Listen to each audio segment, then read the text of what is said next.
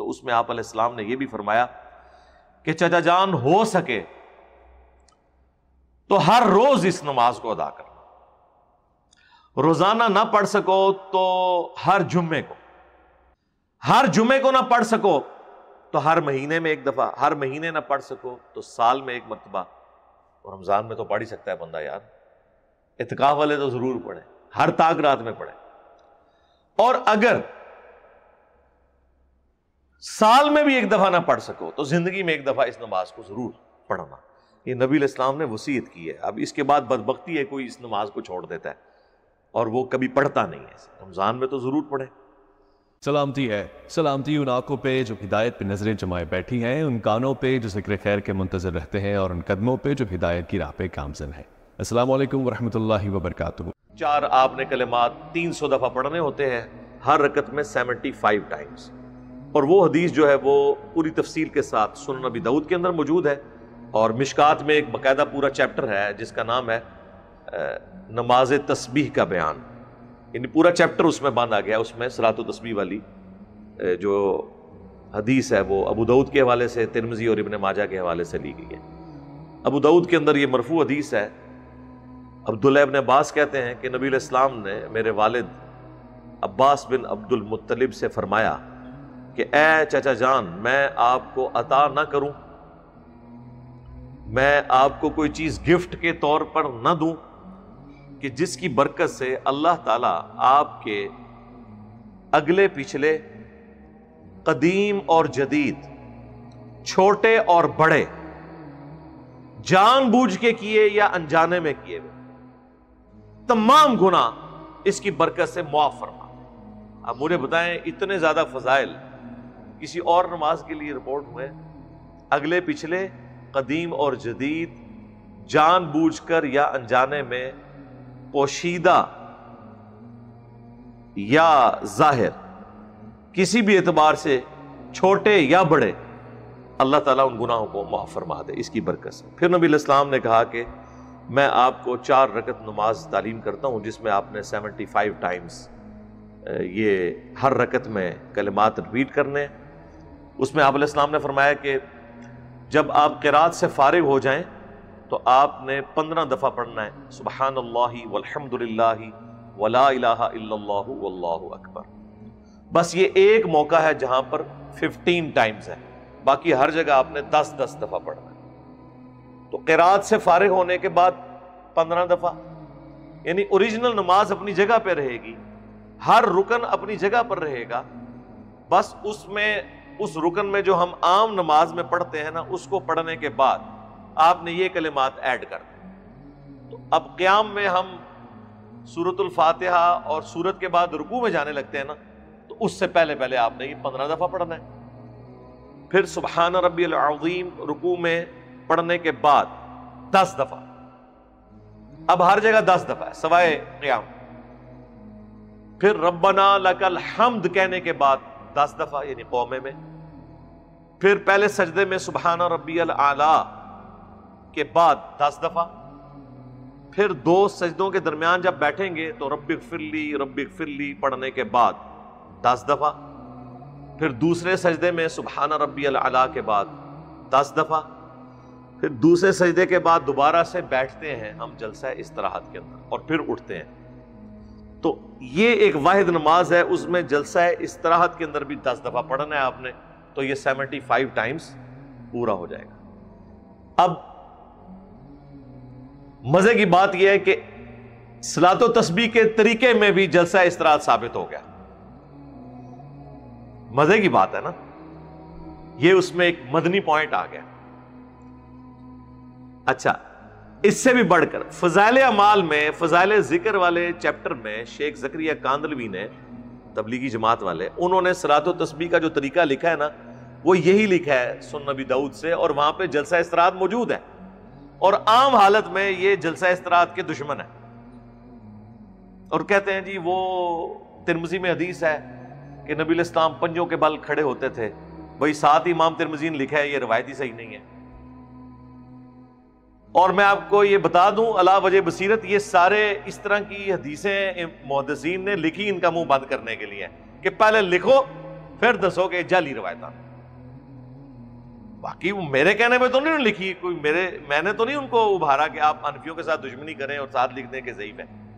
وہ کہتے ہیں ہماری بھی ہیں. جی آپ کی ہیں، بڑے اہتمام سے محدثین نے لکھی ہیں. بغیر رفع الیدین والی حدیث بھی امام ترمذی نے لکھنے سے پہلے ہی 256 نمبر حدیث رفع الیدین کی لکھ کے عبداللہ ابن مبارک جو امام حنیفہ کے شاگرد خاص ہیں ان کا فتویٰ لکھا ہے، اور وہ کسی سند پہ نہیں ہے جو کراچی کا مفتی دھوکہ دیتا ہے کہ سند کی بات ہے. انہوں نے جنرل لکھا ہے کہ جو بھی رفع الیدین کرتا ہے اس کی حدیث عبداللہ ابن عمر والی ثابت ہے رکوع میں جاتے وقت اور رکوع سے اٹھتے وقت، اور جو رفع الیدین نہیں کرتا اس کی ابن مسعود کی حدیث ثابت ہی نہیں. انہوں نے اس حدیث کے متن کے اوپر بات کر دی ہے، سند پہ نہیں. اور امام ابو داؤد نے جب یہ ابن مسعود والی حدیث لی تو ساتھ لکھا وَلَيْسَ بِصَحِيحٍ عَلَى هَذَا الْمَعْنَى، ان معنوں میں یہ حدیث صحیح نہیں. چوڑ کے لکھ دینے اور پھر اوپر کامنٹس کرتے ہیں کہ یہ ثابت ہی نہیں. یہاں پر بھی یہ پنجوں والی روایت ثابت ہی نہیں، بلکہ صحیح بخاری میں تو 6251 نمبر حدیث ہے جس میں باقاعدہ جلسہ استراحت کا حکم ہے. علماء عرب نے یہ سستی کی وجہ سے چھوڑ دی ہے. شیخ زبیر صاحب نے میرے انٹرویو میں بھی بتایا تھا کہ میرا ایک عرب عالم کے ساتھ مجادلہ ہوا اس بات پہ. اس نے کہہ دیا کہ نبی علیہ السلام بوڑھے ہو گئے تھے اس لیے دوسری رکعت میں بیٹھ کر اٹھتے تھے سہارا لے کر. تو شیخ زبیر صاحب کہتے ہیں کہ اس نے میرے سامنے کھجور اور پانی رکھا تھا، میں نے کھجور ادھر ہی پھینک دی کہ تم نے اللہ کے نبی پہ جھوٹ باندھا ہے. جب تک یہ حدیث نہیں مجھے دکھاتے نا میں نے کوئی چیز کھانی نہیں ہے تمہارے گھر سے. انہیں تو ایویں چھڈی سی، انہیں سمجھا پاکستانی ہے تو کوئی اس طرح کا مولوی ہوئے گا. تو وہ کہتے نہیں میں نے سنا ہے. ان کا سنا کیا ہے؟ نکال بخاری. تو شیخ صاحب کہتے ہیں جب بخاری لے کے آیا اس کے ہاتھ کانپ رہے تھے، یعنی ایمان تو تھا نا اندر. تو شیخ صاحب نے نکال کے 6251 نمبر حدیث کے پڑھ، اس میں اللہ کے نبی نے حکم دیا ہے جلسہ استراحت کا. وہ جو ایک صحابی بڑی تیزی سے انہوں نے نماز پڑھی تھی، سلام کیا، آپ نے کہا وعلیکم السلام، نماز پڑھو. تم نے نماز پڑھی نہیں ہے کیونکہ اتنی تیز پڑھی تھی. دوسری بار، تیسری بار، چوتھی بار اس نے کہا اللہ کے نبی مجھے نماز کا طریقہ سکھا دیں. تو آپ نے فرمایا کہ تسلی سے وضو کرنے کے بعد قبلہ رخ کھڑے ہو، پھر آرام سے اللہ اکبر کہہ کے نماز شروع کرو، پھر قیام بھی سکون کے ساتھ کرو، رکوع سکون کے ساتھ قوبے میں کھڑے ہو. ہر جو پوسچر ہے اس میں سکون کا حکم دیا. پھر فرمایا کہ پہلا سجدہ کرو، پھر 2 سجدوں کے درمیان سکون سے بیٹھو، پھر دوسرا سجدہ کرو اور دوسرا سجدہ کر کے پھر بیٹھ جاؤ اور پھر اگلی رکعت کے لیے کھڑے ہو. یہ نماز کی بریکیں ہیں جناب، 3 نماز کی بریکیں ہیں. ایک رفع الیدین، تیزی سے آپ کو نماز نہیں پڑھنے دیتی یہ سنت. دوسرا سجدے میں جاتے وقت پہلے ہاتھ لگانا، اور تیسرا قیام کی طرف اٹھتے ہوئے جلسہ استراحت کرنا. اب وہ جب حدیث دکھائی تو وہ پھر مان گیا، کہتا ہے میرا استاد بھی جلسہ استراحت کرتا تھا. کون؟ مفتی اعظم سعودیہ بن باز، عبدالعزیز بن باز.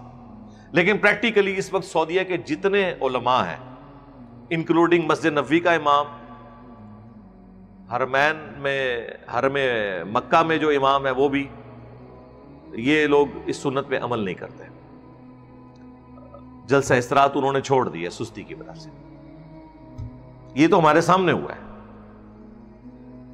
ہونا تو چاہیے. عبداللہ بن عمر جس طرح کنکریاں مارتے تھے نا، جز رفع الیدین میں آتا ہے، جو لوگ سستی کی وجہ سے رفع الیدین چھوڑتے تھے، ان کو بھی ویسے کنکریاں مارنی چاہیے، امام کعبہ کو بھی اور مسجد نبوی کے امام کو بھی، کہ تمہارے ابا جی تو باقاعدہ لکھ کے گئے ہیں اور ان کی تو خیر اوقات ہی کوئی نہیں ہے. صحیح بخاری میں 6251 نمبر حدیث ہے، نبی علیہ السلام نے جلسہ استراحت کا حکم دیا. تو بات شروع ہوئی تھی کہ جلسہ استراحت کا حکم صلاۃ التسبیح والی نماز میں بھی موجود ہے جو سنن ابی داؤد میں مرفوع حدیث ہے. اچھا، پھر آپ نے اس میں تشہد میں جب بیٹھنا ہے تو تشہد میں بھی آپ نے افضل تو یہ ہے کہ آپ پورا تشہد پڑھیں درود شریف سمیت، اس کے بعد آپ یہ 10 دفعہ تسبیحات کریں، اور آخری تشہد میں بھی 10 دفعہ تسبیحات تشہد کے بعد ہی کریں، کیونکہ اوریجنل نماز اپنی جگہ پر باقی رہے. تو یہ 300 مرتبہ پورا ہو جائے گا. باقی اس میں بعض اوقات لوگ پوچھتے ہیں کہ جی وہ یاد کیسے رکھیں، کوئی تسبیح رکھ لیں. نہیں، انگلیوں کو دبا کے یاد رکھیں. آپ قیام میں اگر آپ ارسال الیدین کیے ہوئے ہیں یا ہاتھ باندھے میں دونوں صورتوں میں ایک ایک انگلی دباتے جائیں. ایک دفعہ جب پڑھ لیا 1 2 3 4 5 6 7 8 9 10 اور قیام میں تو 15 دفعہ باقی 10 ہے. تو اسی طریقے سے تشہد میں بیٹھے ہوئے تو انگلیاں دبا کے آپ اس طرح بھی گننا چاہتے ہیں کوئی حرج نہیں ہے, چاہے دائیں ہاتھ پہ گن لیں چاہے دونوں ہاتھوں پہ گن لیں. وہ ویسے روایت تو کمزور ہے ابو داؤد کی کہ دائیں ہاتھ پہ شمار نبی علیہ السلام کیا کرتے تھے. جو صحیح روایت ہے وہ ابو داؤد اور ترمذی میں ہے کہ نبی علیہ السلام نے فرمایا کہ اپنی انگلیوں پہ شمار کیا کرو, قیامت والے دن اللہ تعالیٰ ان انگلیوں کو بلوائے گا, یعنی یہ گواہی دیں گی تمہارے ذکر کی. دونوں ہاتھوں پہ پڑھیں تو زیادہ بہتر ہے, بل جس طرح آپ کو آسانی لگتی ہے. اچھا, یہ جو حدیث ہے نا صلاۃ و تسبیح والی, یہ جامعہ ترمذی میں بھی موجود ہے. اس میں ایک اور طریقہ رپورٹ ہوا ہے لیکن وہ نبی علیہ السلام کے حوالے سے نہیں ہے, وہ عبداللہ ابن مبارک نے بیان کیا ہے, امام حنیفہ کے شاگرد. اس کے ساتھ کچھ مسائل بھی پھر ان سے پوچھے گئے تو انہوں نے بیان کیے. پہلے میں طریقہ بتا دیتا ہوں. اس طریقے میں انہوں نے یہ کیا ہے کہ سبحانک اللہم و بحمدک و تبارک اسمک و تعالی جدک و لا الہ غیرک کے بعد سورہ فاتحہ سے پہلے 15 دفعہ, پھر سورت ملانے کے بعد 10 دفعہ, یعنی قیام میں اس میں 25 دفعہ. باقی وہی ترتیب ہے, صرف جلسہ استراحت اس میں مسنگ ہے. جلسہ استراحت میں نہیں پڑھنا, تو اس طرح بھی ایک رکعت میں 75 ٹائمز پورا ہو جاتا ہے, کیونکہ یہاں پر قیام میں 25 دفعہ ہے. یہ وہ طریقہ ہے جو عموماً حنفی بتاتے ہیں اپنی پبلک کو, اور جو ابو داؤد میں طریقہ لکھا ہے جو فضائل اعمال میں بھی نقل ہوا ہے اور وہ حدیث نبی علیہ السلام کے ریفرنس ہے, اس کو چھپا جاتے ہیں.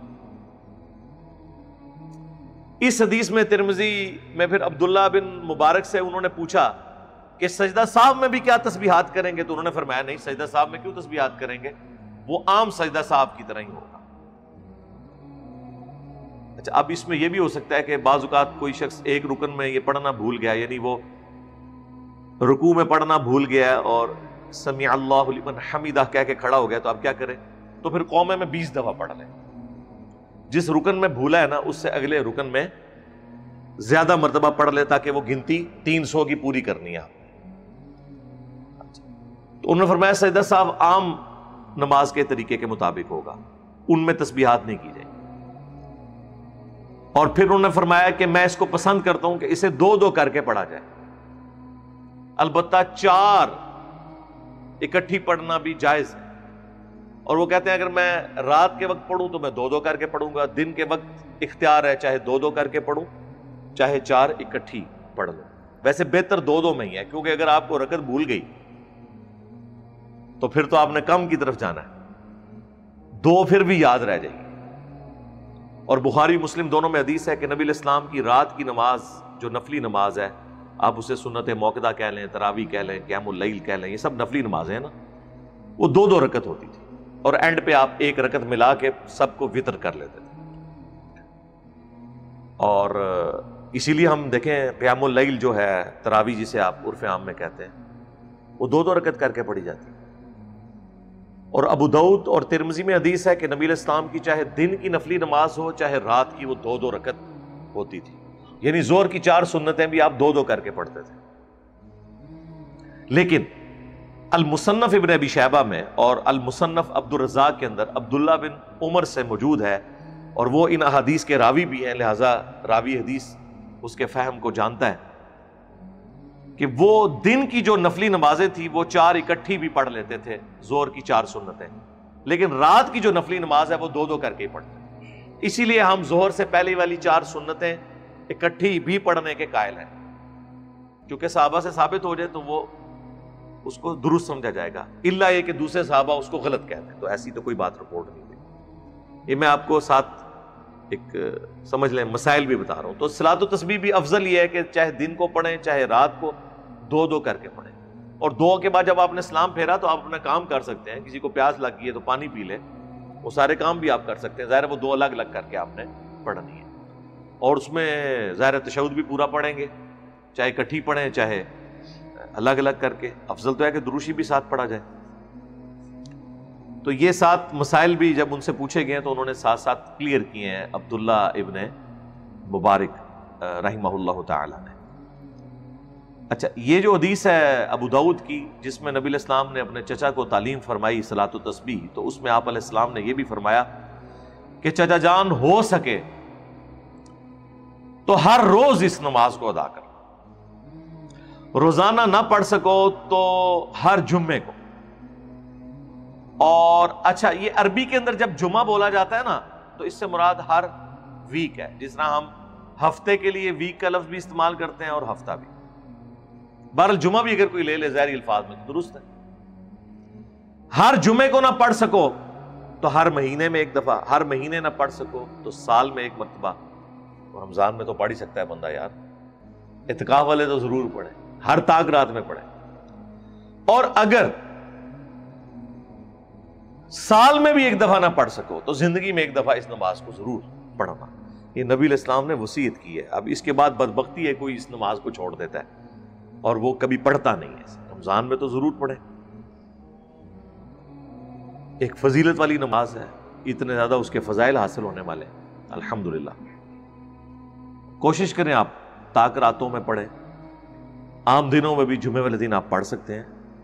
ویسے بھی تو بخاری مسلم میں آیا ہے کہ جو جمعے والے دن سب سے پہلے مسجد میں آتا ہے اسے اونٹ نہر کرنے کا ثواب ملتا ہے، جو اس کے بعد آتا ہے اسے گائے کی قربانی کا ثواب، جو اس کے بعد آتا ہے اسے بکری، اس کے بعد جو آتا ہے اس کو مرغی ذبح کرنے کا ثواب، اس کے بعد جو آتا ہے تو اسے انڈا صدقہ کرنے کا ثواب۔ اور بخاری مسلم میں یہ بھی الفاظ ہیں کہ جب تم مسجد میں اس طرح یعنی جلدی آ جاؤ تو جتنا اللہ توفیق دے نماز پڑھو، تو اس دوران آپ جلدی جا کے یہ نماز پڑھ سکتے ہیں۔ 35-40 منٹ میں پڑھی جاتی ہے، جو روٹین میں پڑھتے ہیں 25 منٹ میں بھی پڑھ لیتے ہیں۔ جلدی جائیں مسجد میں جمعے والے دن اور یہ نماز پڑھ لیں۔ بخاری مسلم میں حدیث ہے کہ جب خطیب ممبر پہ بیٹھ جائے تو پھر آپ نے 2 رکعت پڑھنی ہے، اس سے زیادہ نہیں پڑھنی۔ بعض خطیب غصہ کھا جاتے ہیں، انہیں بھی حدیث بتایا کریں کہ یہ حکم ہے، یہ کوئی آپ کی توہین نہیں ہو رہی۔ ویسے بھی آپ تو سٹوریاں ہی سنا رہے ہیں تقریر میں، اس میں سے کیا نکالنا ہے ہم نے، احترام میں ہی آئے ہوتے ہیں۔ تو اس میں یہ الفاظ ہیں کہ جب خطیب ممبر پہ بیٹھ جائے تو پھر آپ نے 2 رکعت ادا کرنا ہے۔ اور مسلم شریف میں حدیث ہے کہ جب جمعے کی نماز سے فارغ ہو جاؤ تو جس نے نماز پڑھنی ہے وہ 4 رکعت پڑھے، چاہے وہ 2 کر کے پڑھ لیں آپ، چاہے اکٹھی پڑھ لیں۔ جمعے کے بعد 4 سنتیں ہیں، یہ نبی علیہ السلام کا مبارک عمل ہے۔ یہ میں نے آپ کو ضمناً ساتھ بتا دیا تھا کہ جمعے والے دن آپ اہتمام کریں۔ اب وہ کوئی صحیح مسلم کی حدیث نہیں فٹ کر سکتا کہ جی نبی علیہ السلام نے جمعے کے دن کو اور شب جمعہ یعنی جمعرات اور جمعے کی درمیانی رات کو عبادت کے لیے مخصوص کرنے سے منع فرمایا، کیونکہ یہاں پہ تو واقعی حکم آ گیا نا واضح طور پر۔ جس طرح حاکم میں حدیث ہے صحیح سند سے کہ جو جمعے والے دن سورۃ الکہف پڑھتا ہے اگلے جمعے تک اس کے لیے ایک نور ہو جاتا ہے۔ سنن ابی داؤد میں حدیث ہے کہ جمعے کا دن باقی دنوں سے افضل ہے، اس دن آدم علیہ السلام پیدا ہوئے، اس دن ان کو موت آئی، اس دن قیامت قائم ہوگی، تم اس دن کثرت کے ساتھ مجھ پر درود شریف پڑھو، تمہارا درود مجھ پر پیش کیا جائے گا۔ تو صحابہ کرام نے پوچھا کہ یا رسول اللہ جب آپ مر جائیں گے اور آپ کی ہڈیاں مٹی میں گھل مل جائیں گی، ابھی بہت سخت الفاظ تھے، 295C لگتی تھی پاکستان کی اس پہ، لیکن اس زمانے میں شکر ہے یہ نہیں ہوتی تھی کہ سوال پوچھنے کے اوپر کسی کے اوپر یوں فتویٰ لگا دیا جائے۔ تو آپ نے فرمایا ان اللہ حرم علی الارض ان تأکل اجساد الانبیاء، بے شک اللہ تعالیٰ نے حرام کر دیا ہے انبیاء کے لیے کہ ان کے جسموں کو مٹی کھائے، تو یعنی میری وفات کے بعد بھی تمہارا درود مجھ پر پیش ہوگا۔ لیکن یہ سارا کچھ معاملہ برزخی ہے، اس زندگی کا دنیا کی زندگی سے کوئی تعلق نہیں، وہ آخرت کی زندگی۔ حیات النبی کو ہم مانتے ہیں، میری تو درجنوں ویڈیوز ہیں اس کے اوپر، آخرت کی زندگی ہے۔ تو اب جمعے کے دن درود شریف کو مخصوص کرنا نبی علیہ السلام نے حکم فرمایا۔ اس طرح صلاۃ و تسبیح کے بارے میں بھی ابو داؤد میں الفاظ ہیں کہ ہو سکے تو ہر جمعے کو پڑھو، لہٰذا جمعے کے دن آپ پڑھیں تو یہ افضل ہے، اور روزانہ پڑھ سکتے ہیں وہ آپ کی مرضی ہے، اعتکاف والے تو ضرور پڑھیں۔ اس میں بہرحال یہ جو مساجد کے اندر بینر لگے ہوتے ہیں کہ فلاں مسجد میں رات کو 1 بجے صلاۃ و تسبیح کی نماز جماعت کے ساتھ ادا کی جائے گی، یہ بدعت ہے جی۔ یہ تو فقہ حنفی کے اندر بھی فتاوی رضویہ میں اعلیٰ حضرت نے خود لکھا ہے کہ نفل کی جماعت اعلانیہ کروانا بدعت ہے۔ یار وہ بدعت کتنی بڑی ہوگی جسے اعلیٰ حضرت بدعت کہہ رہے ہوں۔ مکروہ، وہ ذرا احتیاط کے ساتھ لفظ استعمال کرتے ہیں. تو اب یہ دعوت اسلامی والے کروا رہے ہیں سارے. ویسے اگر کوئی صلاۃ و تسبیح کی جماعت کراتا ہے نا بغیر اعلان کے، کوئی بھی نفلی نماز، اس کو ہم بدعت نہیں کہتے، وہ سنت ہے. بخاری مسلم دونوں میں حدیث ہے، انس بن مالک کہتے ہیں حضور ایک دفعہ ہمارے گھر آ گئے تو آپ نے وہاں 2 رکعت نماز پڑھی ایک گھر میں خیر و برکت کے لیے، تو ہم نے آپ کے پیچھے نیت کر لی. ٹھیک ہوگا جی. اللہ تعالیٰ سے دعا ہے جو حق بات میں نے کہی اللہ تعالیٰ ہمارے دلوں میں راسخ فرمائے. اگر جذبات میں میرے منہ سے کوئی غلط بات نکل گئی، اللہ تعالیٰ ہمارے دلوں سے ہی محو کر دے. ہمیں کتاب و سنت کی تعلیمات پر عمل کر کے دوسرے بھائیوں تک پہنچانے کی توفیق عطا فرمائے. سبحانک اللہم و بحمدک، اشہد ان لا الہ الا انت، استغفرک و اتوب الیک، وما علینا الا البلاغ المبین. جزاکم اللہ خیرا.